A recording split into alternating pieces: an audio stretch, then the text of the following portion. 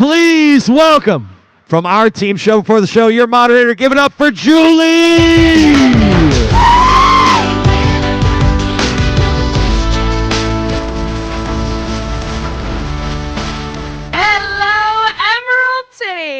It is such a pleasure and to be here and welcome our first guest, your ringmaster Caine, Alex Rochon!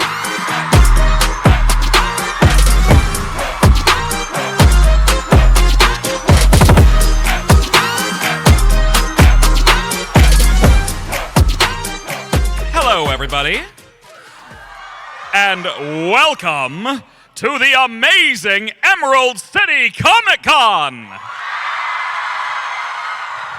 And we have got some incredible guests for you.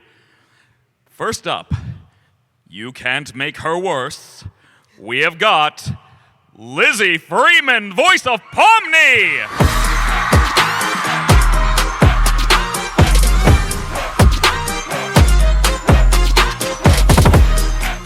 And last and certainly least, you can't fix him. It's Michael Kovach, the voice of Jack.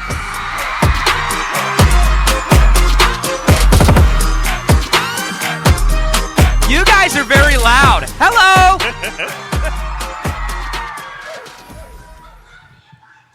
Thank you so much. I won't marry you. I was like, oh gosh, another proposal already? I know. We just got here. I'm just being here. Which brings me to our ground rules for this Q&A session. We got some rules, fellas. Listen up. Alrighty. First off, we got no single-person questions. Please ask questions that all three of us can answer. No sets of questions. Just stick to one question only per person.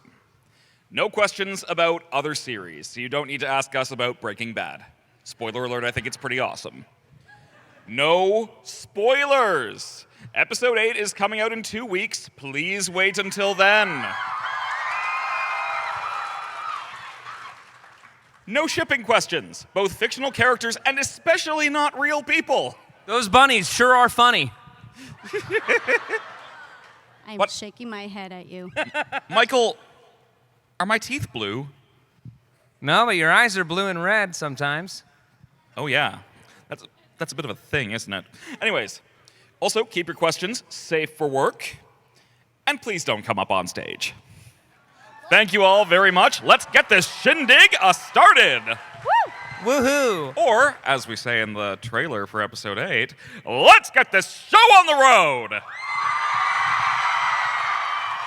Hooray! So, No way! give me a minute. I have to scroll through my Breaking Bad questions first. For the record, Walt X Mike. No, Walter. So, y'all, how amazing is this? I mean, I think one of the things that continues to come up is to be an indie animation and have this viewership and have this fan base. You all have quite literally broken the mold. I am incredibly proud of that fact because, I mean, with all these corporate mergers and producers that are more driven about the profits rather than letting an artist tell their story, you need people just unfiltered, letting their imaginations spread and touch people, because that, as evidenced by all of you, it clearly resonates more than a lot of things could ever do.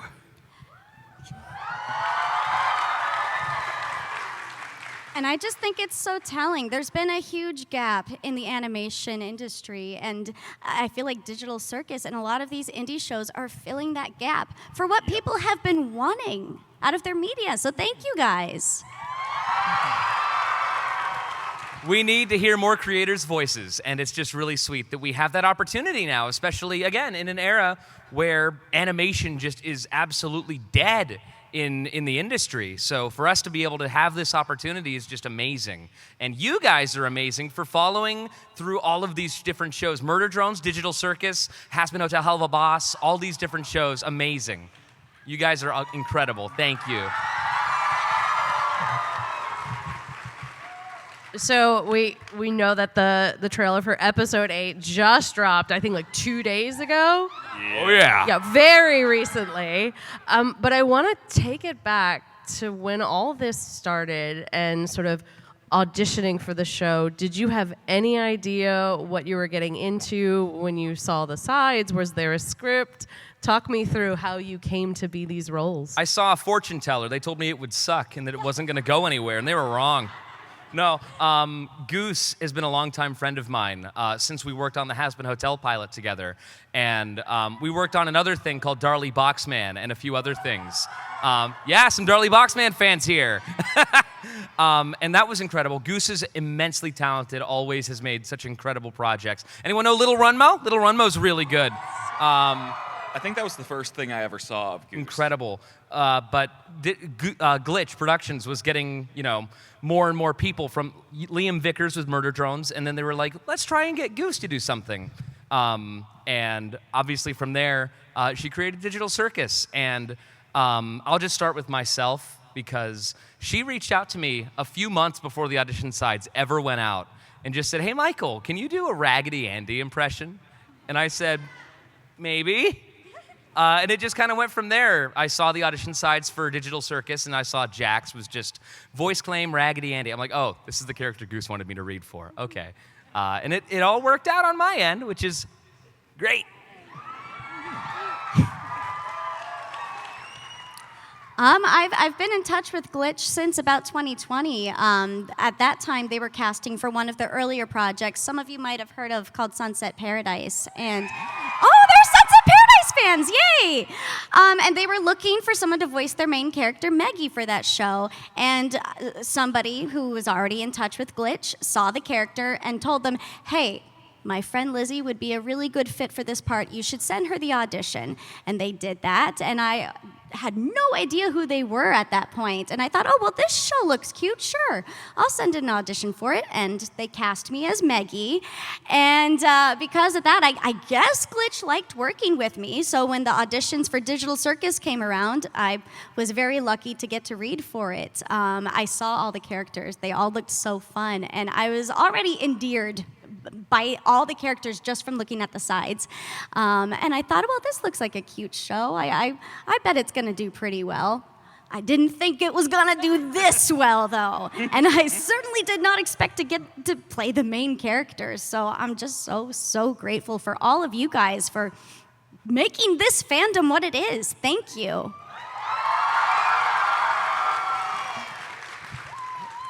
As far as my story, well, you might know that I was first approached by Glitch after I had made a fan dub of a character from Deltarune. And Goose really liked my take on this one character, and then Glitch reached out to me saying, we think you'd be a really good fit for this character, Caine. So I looked up Glitch, and I saw that they'd already had a decent amount of success with Meta Runner and the pilot of Murder Drones. So I was thinking, okay, I'm kind of excited. This might do well. I still had no idea it was gonna blow up like this. Like 10 times bigger than I could have possibly imagined. And then my name was on the call sheet as the voice match for Caine, which was surreal to see. So I was like, okay, I guess I can't mess this up then. Or else I might as well just quit. Oh boy. We're glad you did not quit. We're glad you didn't mess it up.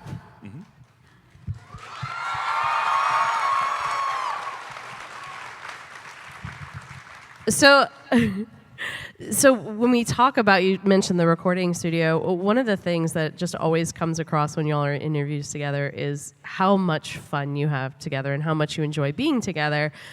Is that something that's come from your time with the cons together, or do you actually get the opportunity to see each other and record together at all?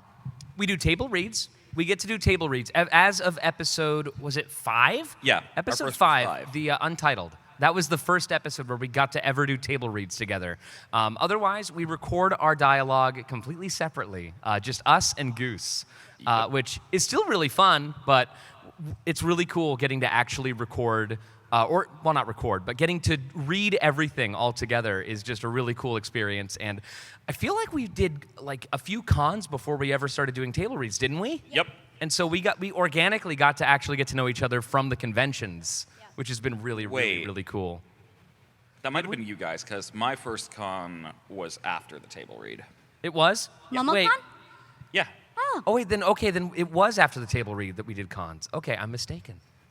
But yeah, the conventions are really what kind of brought us together and let us bond, because we all live in different parts of the country, or the world in this case here. Yep. Seattle, LA, Toronto. It's like, Yeah. we don't get to see each other often unless we do cons, which now we do cons at least every 2 or 3 weeks. So we see each other almost every other weekend. We're like a divorced family. Although, That's a way to although put even it. before the con thing started, we started talking a lot on Discord after the pilot aired, and we got to know each other, and we did a few streams together, and we found that we genuinely gelled with each other. There's a good chemistry between all of us. We just click, and I really appreciate that. I don't get that very often with my castmates in other projects, so this one's super Exactly. special in that way. You know what we need to do more of? We need to do more game streams. Yes.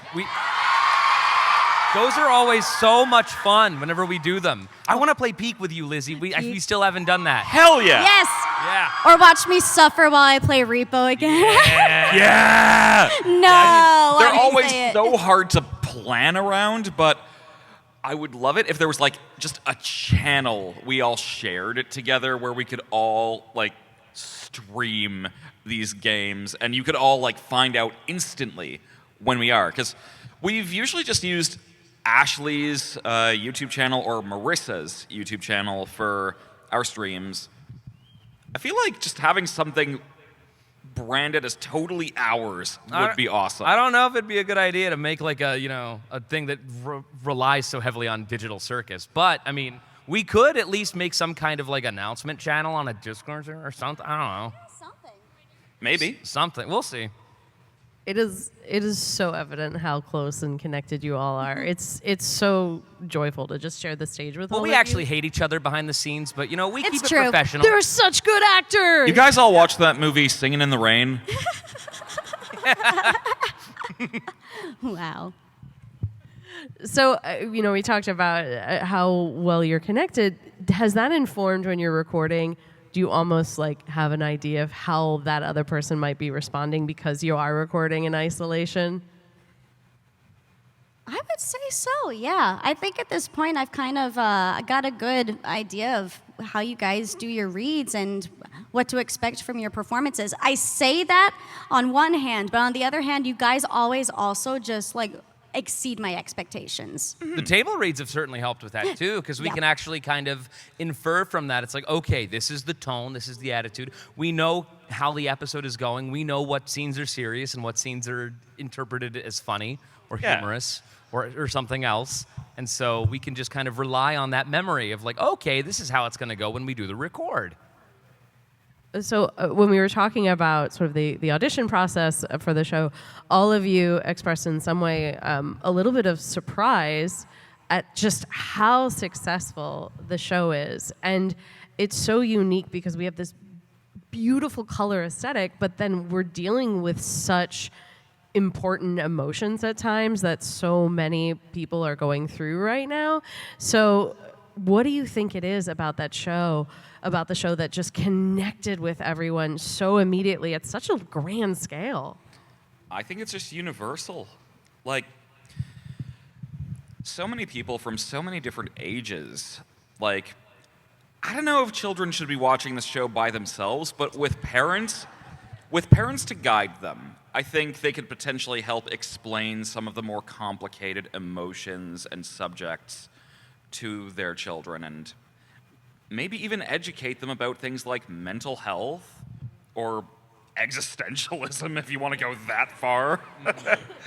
So, yeah, I think kids and younger folks can really appreciate the comedy of it all, the characters, and the base emotions, and adults might really enjoy getting deeper into the psychology. So that is there for everybody.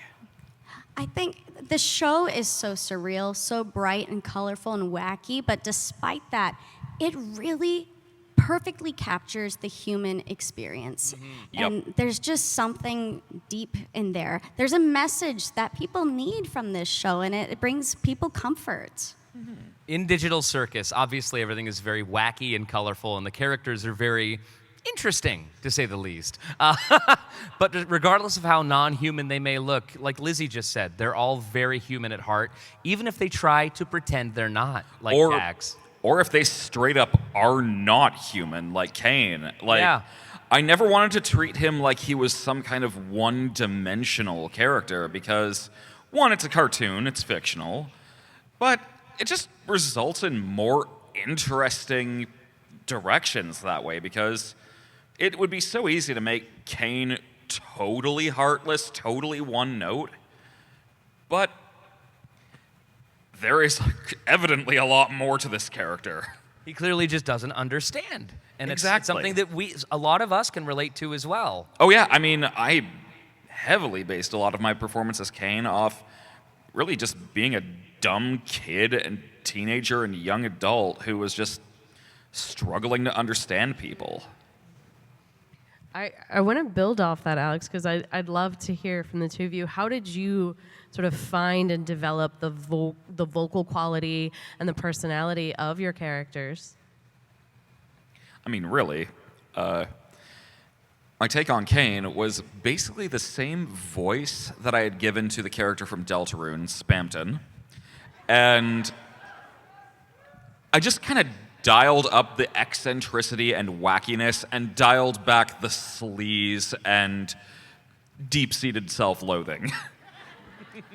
Although, ironically enough, now that I know more about the character, I can kind of see a little more sleaze and hidden self-loathing. It's just interesting because in the case of Pomni at the start, I just kind of thought, oh, anxious little jester, scared, I must protect. But as the show went on, I've learned so much more about her, and she's there's so much to Pomni. There's layers, and Goose has been amazing at directing us and guiding us to the right direction. I don't mean to say that word so many times, but guiding us to find these characters' souls, if you will. Yeah. With Jax, it's been very interesting because Goose would tell me absolutely freaking nothing about the character. I knew just as much as you guys do at any given point in any episode. So I was actively learning things as we recorded more. And there were points where I would learn things about the character that I'm like, oh, this would have impacted my performance a little bit. I would have done things a little differently before. But, you know, Goose clearly didn't want me to know. At the time, and so maybe it's for the best that I didn't.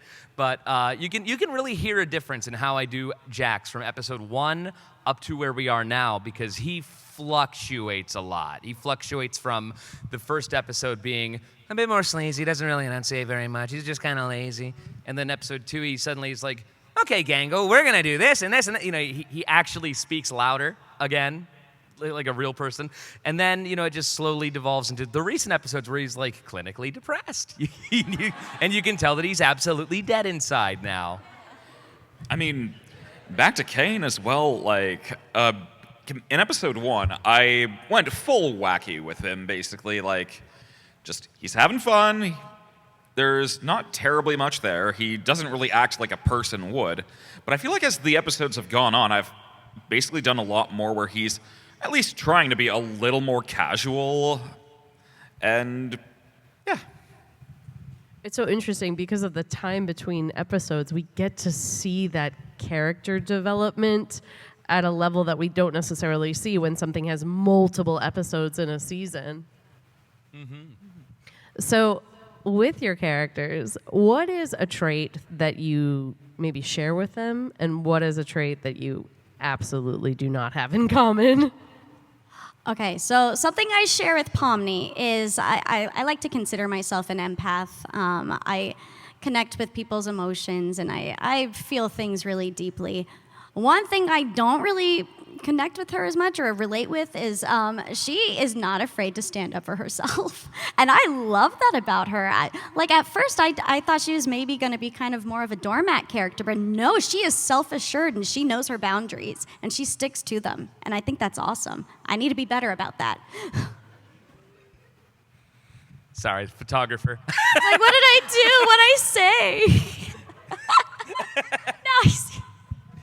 With Jax, I don't feel like I relate to him on the sense of so I relate to him because obviously he's got some underlying issues that he's trying to cope with in an unhealthy way. When I have issues, I just sleep them off. I just sleep them off. I pretend they don't exist. So I'm really bad at handling my own mental health in that regard.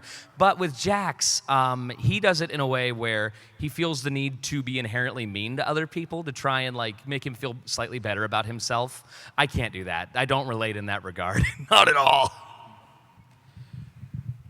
Honestly, with Caine, there's kind of not a lot that I don't see myself in. I love his enthusiasm and his curiosity about life, his drive to just find joy in it. I even kind of understand his worst components, his difficulty understanding people, sometimes even his ego. And I suppose as someone younger, I would have related more to his, blatant ego moments. Nowadays, it's something I try to rein in and just recognize, hey, take a step back, ask if you really know what the heck you're talking about. Thank you. So, Caine and everyone, there is, a mystery element to all of our characters. I mean, Pomni literally drops into the story in the credits. And so there's definitely some interesting fan theories about what's going on. So I'm curious, what are some of the wilder theories that people have shared with you? That Jax hit Gangle with his car or something? How? That makes no sense. Gangle's older than Jax! Or that Jax was an NPC. That was a popular that went theory by for a while. That went on for a while. I understood why the theory Thankfully, was, it's dead. had any gravity to it, but I was so glad when we could finally disprove it. Oh, yeah. There's also theories that Caine is secretly a human, and I think that sounds more of a shock twist than a twist that really makes thematic or emotional sense. So we are going to switch to audience questions in just a few moments, and we're going to start with one over there. But Oh, you guys are ready. Oh my goodness, walk! Don't run. Please walk. Safety hazard. Fight! Please don't. It was I looked down for a second and everyone had Sharpie on the cabinets. That was what that moment felt like.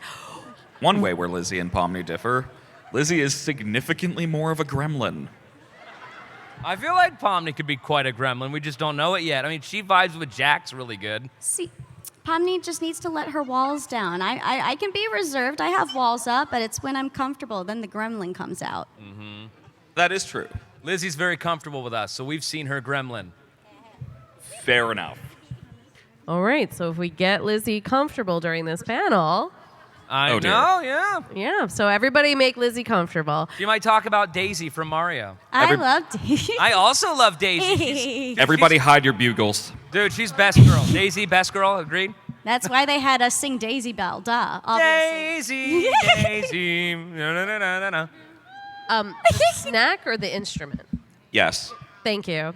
All right, we've got Benji over here with our first question. What is your name and what is your question? Where do I look? The lights are blinding me. I can't even see you guys. Hello. Oh, is it those ears silhouetted there? Hi. Right there. Over there. All the way over there. There you are. Hi. Hello. So my name is Melody, and I was wondering for each of your characters, see, in episode 7, it was shown that Ragtha, her insides are cotton when Jax like repeatedly shot her. Good job. So, I was wondering what if each of your characters are made of textures. What are each of your characters made of? Polygons. Have you seen the peeled Jax meme? Oh my god. Oh God. Where the 3D model, the way that it works, you guys just got blinded over there. I saw it. The way that it works is his 3D model is like the purple layer is just skin, and then everything underneath is like yellow for the eyes and the teeth. There's pictures of it. It's called peeled Jax. It's really creepy and weird. It's really funny though. I imagine he's just this weird yellow blob underneath everything. Pomni, I don't know, the red and blue ices. Yeah. Dude, when are we getting like a Pomni ice cream like cone? Yes, I would love that. Those Like the ice popsicles? cream truck popsicles Yeah, with those the awful popsicles with the gumball bad eyes. Make it happen. I just think that Caine, like literally his clothes are part of his body as a 3D model. So if you look at a 3D model, underneath all the polygons, there is nothing. Caine is literally just polygons, and there is nothing under him. Ones and zeros. The emptiness of his soul. Thank you for your question. Thank you so much. All right, y'all, we're going to start right over here. I'm 15 and this is deep. Hi there. What is your name and what's your question? Hi, my name is Max Utley. I'm from San Antonio. My question is, when you come home and you find a centipede and then the next day you find a second centipede, how many days would you realize until somebody has been secretly putting centipedes in your house? I would notice on the second day.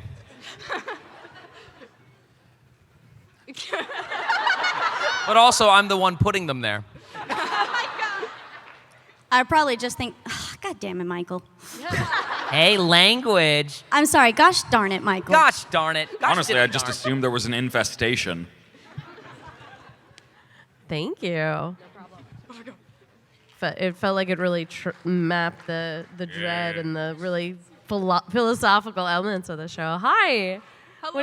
Hello, my name is Sydney. I'm local from Seattle, and my question is, what is one of your, each of your favorite fan theories that you've heard?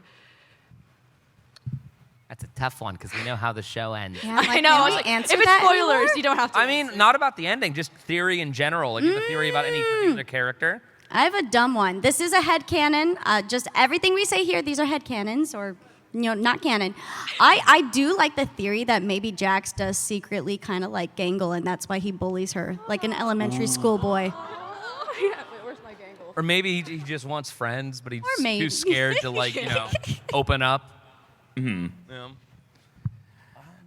I mean, tying into that, I feel like maybe Jax doesn't really believe that, or he genuinely believes that people like it when he's mean to them because, I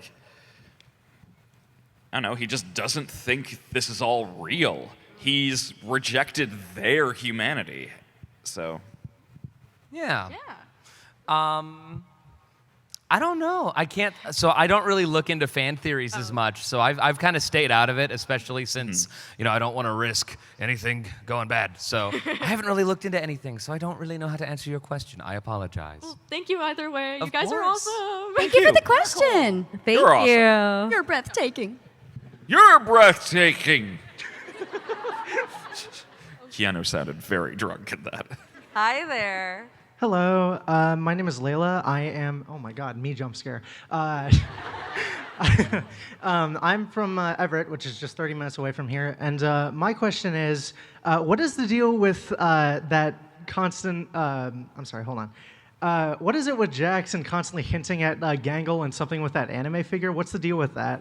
Oh, I'm fairly certain it's a reference to the Brony fandom. Oh Oh no. I mean, I don't know what Goose was thinking, but I'm going to assume it's a Rainbow Dash reference.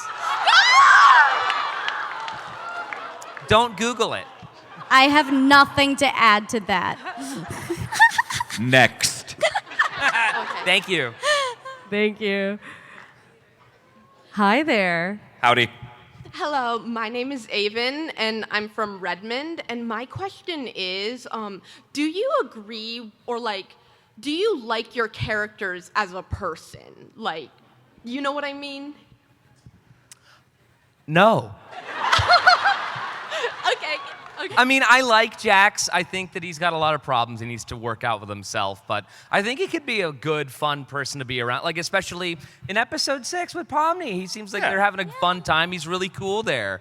But also, he's just got a lot of bad thoughts he needs to work out. I do like Pomni. I would like to hang out with Pomni for a day. Maybe just go to, I don't know, Disneyland or something. That'd be fun. Caine's complicated. I would say yes, but tentatively. I would probably be that friend that's like, dude, I wouldn't say what's wrong with you, but I would say why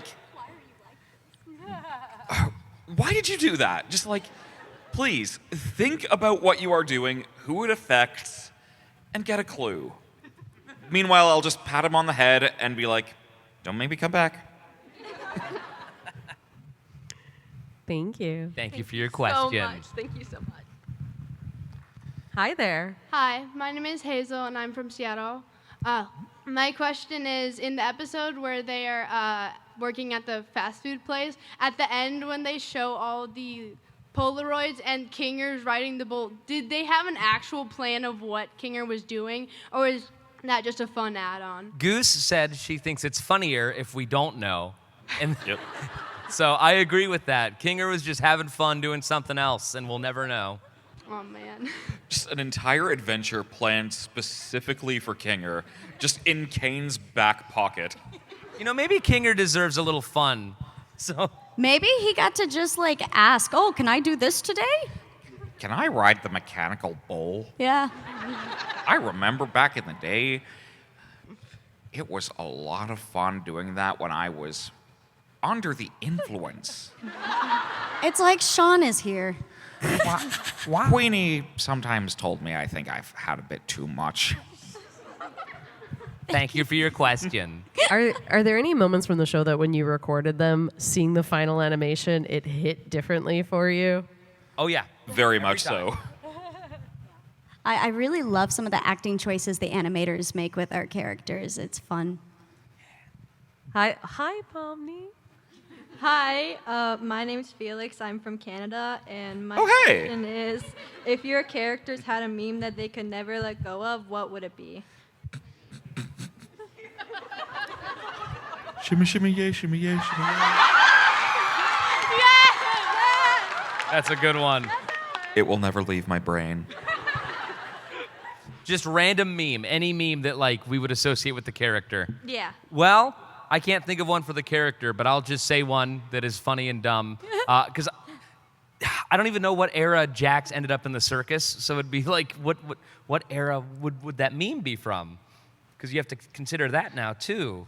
Well, how old is he? 22, 23? He's old enough to know what Breaking Bad is. 21? The show takes place in 2017 or something? Oh, does No. it? I didn't know that. Breaking Bad does not take place in 2017. No. Digital Circus. Oh, right. Didn't Goose say it's a 2017 show? Oh.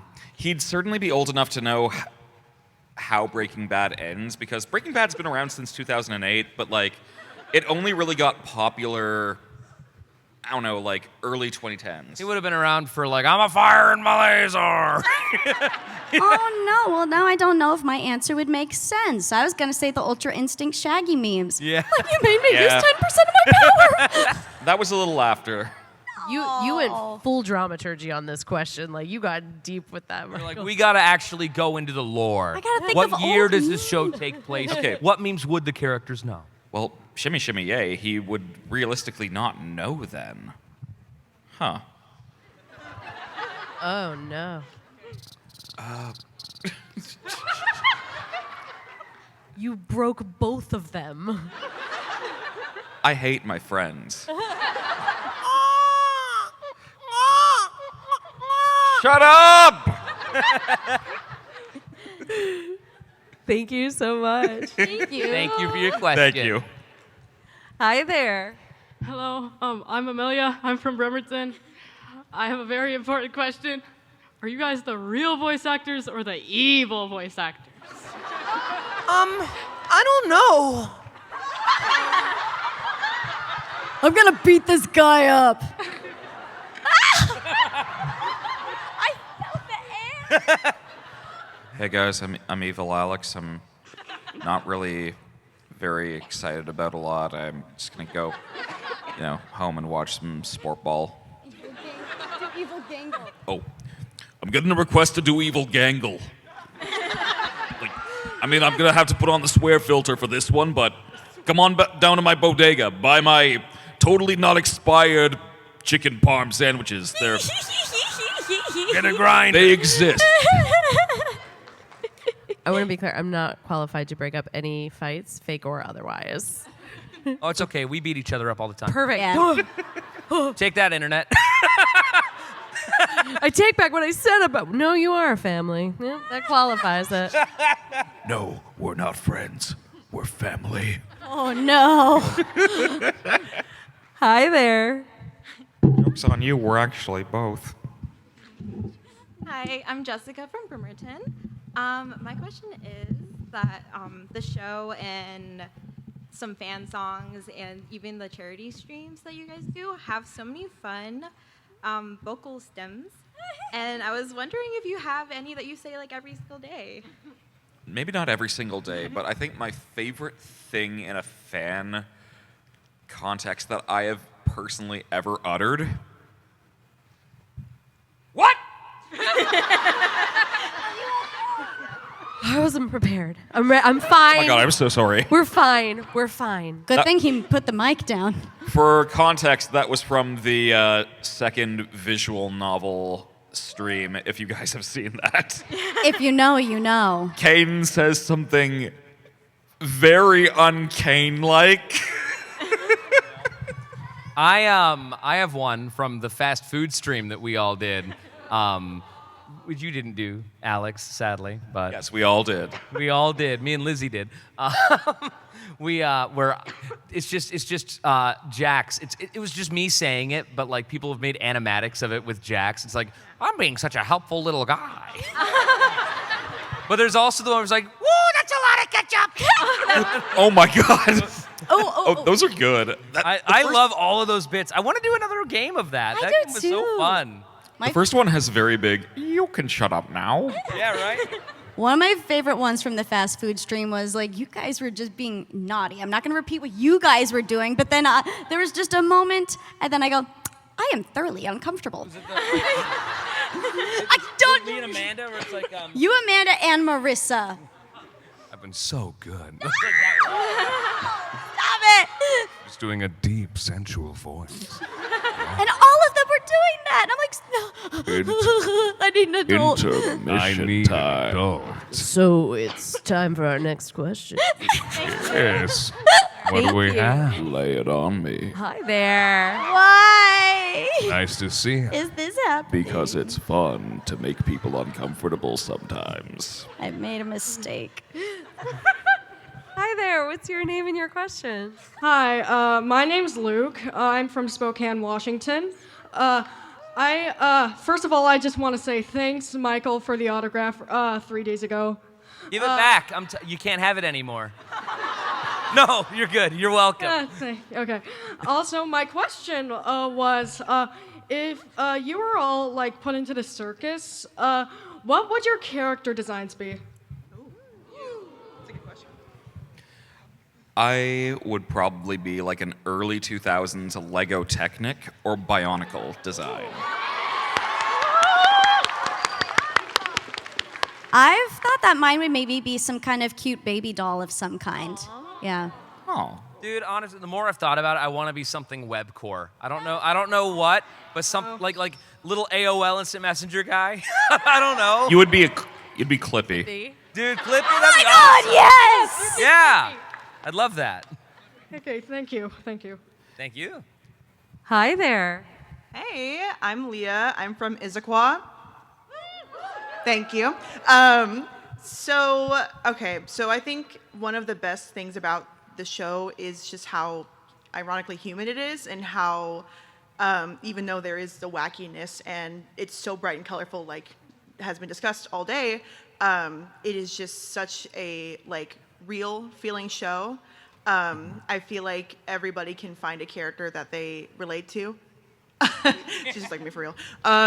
So my question is, as the show is coming to a close soon, what is, I guess, one thing that you want us fans to take away from the show? That community is very important, and that you should allow yourself to be open and honest with yourself and your feelings with your closest friends and family that you trust, of course. Be there for each other, and be open to having friends, and don't isolate yourself. And enjoy the moment. Don't take the ones you love for granted. Yeah. Empathy. Caine, I think he understands how people feel, or can understand that, person who is frowning equals sad. But he doesn't often understand the thought behind it, and that is potentially even more important. So just check in on others. Make sure that you're treating them with the respect and kindness that they deserve. And if you overstep a boundary, apologize and be honest about it. Say, I messed up. And we all do it. So just be open to making mistakes. Be open to failure, and just grow from there. And on that same coin, be open when people overstep a boundary, so that way they know. Because if they are willing to change and be like, I'm so sorry for that, that's the most important thing, is understanding and having empathy for each other. And again, we all do it. So just know that you're not alone in being imperfect, in making mistakes, in even hurting people. No one goes through life without that. So also just don't be so hard on yourself, because there's probably something really good and likable about you. Thank you for that question. That was awesome. Thank you. Thank you. so much. That was a lovely question. Thank you so much. It felt so wonderful coming from someone dressed as Gangle, too. All right, where's the funny questions? Hi. Hello, Michael, Lizzie, Alex. Howdy. So, I have a question about, what is your guys' plans for the future after Digital Circus? Sleep. Exactly what I did before Digital Circus. I don't plan on stop being a voice actor. It's my full-time gig, and I love it. Woo! Finding an agent that will accept somebody from outside the United States. Also, my answer was obviously a joke. I'm going to keep doing what I do. I've got lots of things. Lackadaisy still happening. Oh, Lackadaisy fans, yeah! Yeah, Lackadaisy is going to go strong. Very, very excited for that one. Bye-bye. Thank you. Thank you. Thank you. Okay, but hi there. Hi, my name's Anna. I'm from Seattle, Washington. This question's a little convoluted, pun intended. You look convoluted! I'm gonna have to read off my phone. Knowing that the Amazing Digital Circus is mainly inspired by the short story I Have No Mouth and I Must Scream, are there any parallels or oppositions between the two pieces of media in the currently released episodes that stick out to you? It is a lot more hopeful, let me tell you. Yeah. Well, there's And not. by that I mean Digital Circus. Sorry.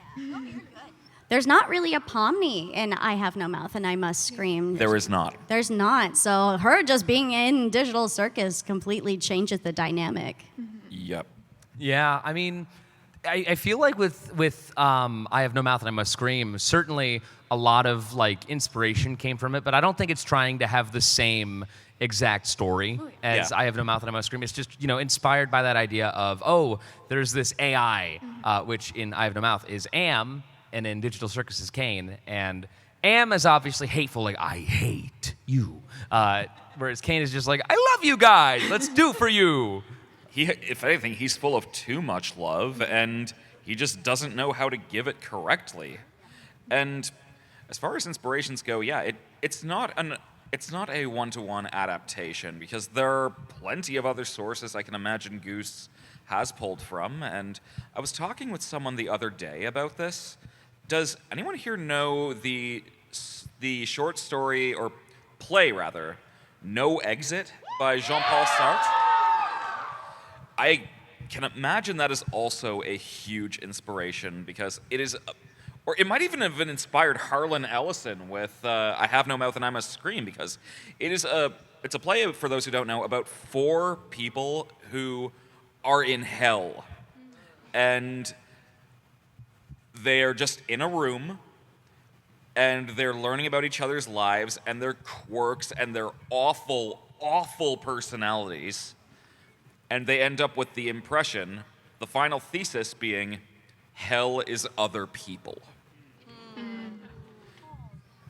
It's bleak, but you can kind of see where like the structure of I Have No Mouth might come from, where something like Digital Circus might come from. Thank you for your question. By the way, I just want to interject also. That last question we had about what will we be doing after Digital Circus, I just remembered we're going to be dead. Oh, yeah! This is going to kill us all. That's right. Oh, yeah. God. It's been a good We're going to be guys. dead, so we're going to do nothing after, obviously. I still want Goose to murder me in a very, like, Jason kind of way. Like, dunk my face in liquid nitrogen. That'd be awesome. When you say me, are you talking about or we're talking about your character? Well, that would be a spoiler. No, they're going to kill us, all of us. The animators and the voice actors, we're dead. That's really fun. I'm just going to shift over a little. I don't know when this is Don't going get to too close. happen. Yeah. You're not in danger from us. We're the ones that are in danger. Yeah, we got to hide. But you don't know how it's going to happen. Goose confirmed it. It's on the internet. They said that we're dead. What do you think, they're going to lie on the internet? Yeah, the internet's always honest. I don't know how many of you guys have seen the movie The Menu, but I love The Menu. I'm just imagining, like, as I'm dying in whatever manner, I'll just be like, I love you, Goose! Just thanking her. Anyway, I'm so sorry for taking away. Next okay. question. Hi there. Yeah. Hello, my name is Ollie, and I'm just local around Seattle. First of all, thanks for doing this panel. It's been really fun so far. Well, thank the con for having us. And second of all, I was wondering if, like, some way you were able to, like, send a message to your character, or your character was somehow able to send a message to you. Like, what do you think they would say, or, like, what do you think you would say to them? I've got a lot to say to Jax. He wouldn't listen to any of it. Just to be better and to open up to people, but he would never listen to it, is the thing. He would probably just tell me KYS.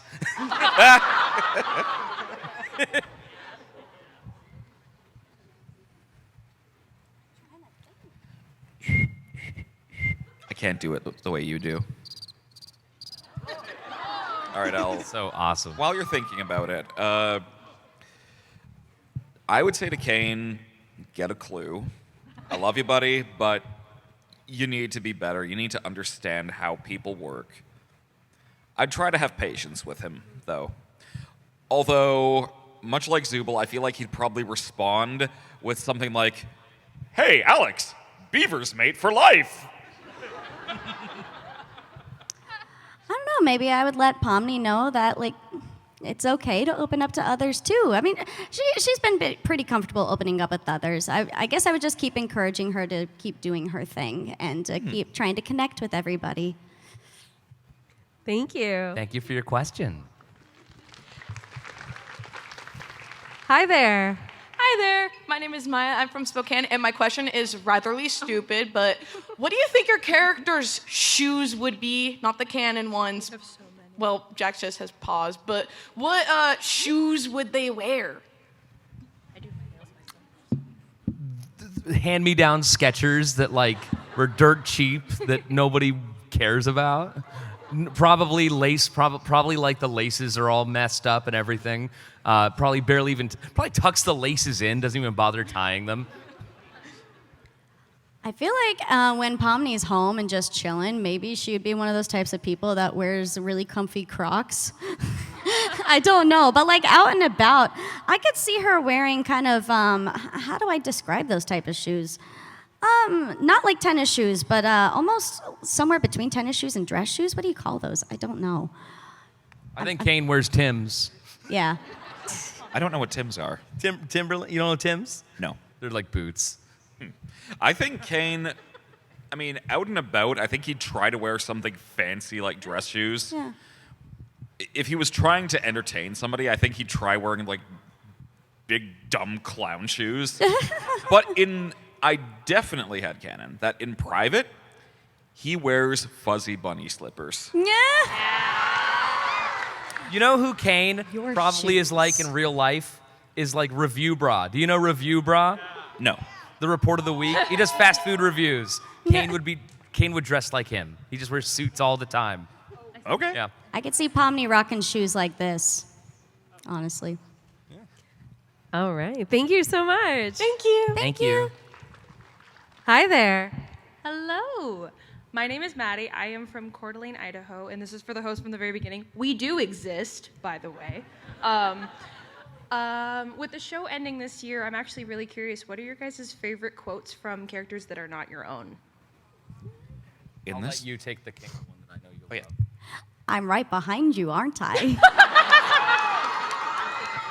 Mama, there a girl behind you. In this world, the worst thing you can do is make someone feel like they're not wanted or loved. I am doing another King one. I'm doing, now Pomni, don't think you have to go before me just because I have the right of way in a four-way uncontrolled intersection. Yeah. It's like he's here. I love how they were all. I miss my Sean. They're all Kinger quotes because All- Kinger's the best character. He is. He's the MVP. He is. Thank you. Thank you. Hello. Hi there. My name is Sol, and I'm from Seattle, originally from Arizona. And my question is, what is your advice to voice actors who are trying to get their voice out there in the industry? Just do it. It's scary. It's intimidating. If you feel like you want to hesitate because you don't feel ready, you'll never do it. You have to just go for it. Even if you don't feel ready, you just have to do it. Do what a lot of us did. We did fan dubs and like comic dubs and our own things to start. And there's nothing wrong with doing something on your own to get a grounding and understand your voice. Yeah, put yourself out there. You can put stuff on the internet. You can get involved in like group classes in person. That'll help you meet some people in the industry and get some real experience with the director guiding you and being behind a microphone. And also just do something every day. One thing at least every day to get you one step closer to where you want to be, whether it be practicing reading out loud, cold reading, whether it be trying to find some auditions or recording an audition or two. Who knows? Just something every day. You can find public auditions on places like the casting, or there is the Voice Acting Club Discord, run by Kira Buckland of JoJo's Bizarre Adventure fame. We love Kira. And Nier Automata. Oh, yeah. That one. That would be my favorite video game. Fantastic. There's also places like Blue Sky where some people post auditions. But I really cannot stress enough, taking classes is great. And especially with the age of social media and the internet, make your own opportunities. Make your own art and share it with the world, because no one is going to know or care that you are talented if they don't see you and know who you are.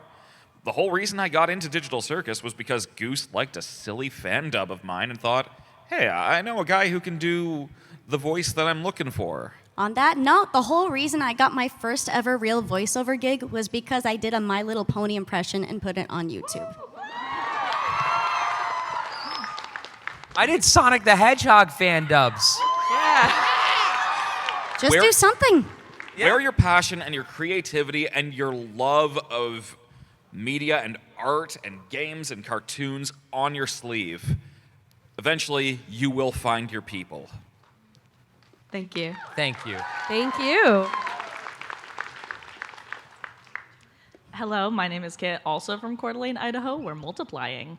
And I was wondering, we saw a little bit of this in episode 5, but if you guys could put the cast of the Amazing Digital Circus into their own adventure, what would you make them do, or what would it be? I still want to do I'm with Marissa on this. I want to do a Christmas adventure. I want to do some kind of holiday-themed adventure. That'd be really fun. Okay, on that note, I'll say we should do a trick-or-treating adventure. Oh, yes. It's a spooky one. Or pranking. Yeah, you would do the tricks, but we would go, actually going trick-or-treating. You would just pull pranks. I'd throw the rocks at kids that have the terrible costumes, like, you suck! Egg houses and TP trees, yeah. I mean, y'all know what my answer would be. Dungeons and Dragons, baby. Of course. Yeah! Thank you. Thank you. You could make an entire live stream about that. Thank you. So my friend over here, you are going to be our last question. No pressure. It's going to be an amazing question. Hi, my name is Alex. I'm from Marysville, Washington, just a little bit north of here. His question is, if you could say, I have no mouth and I must scream, but in your character voices. Or your character's version. I have no scream and I must mouth. I have no ears and I must hear. I have a mouth and I will scream. Thank you so much, my dude. I'm glad I have no ears.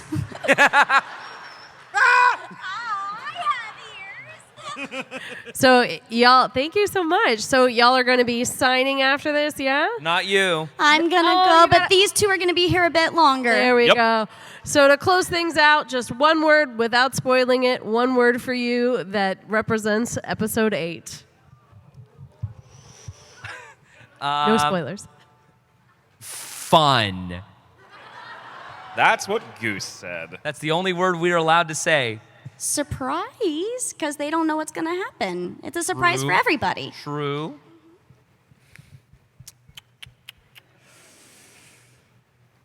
Complicated. And with that, Alex, Lizzie, Michael, thank you so much for your time. Thank you guys. Thank you all for being here. I'm Julie. Have a great rest of your con.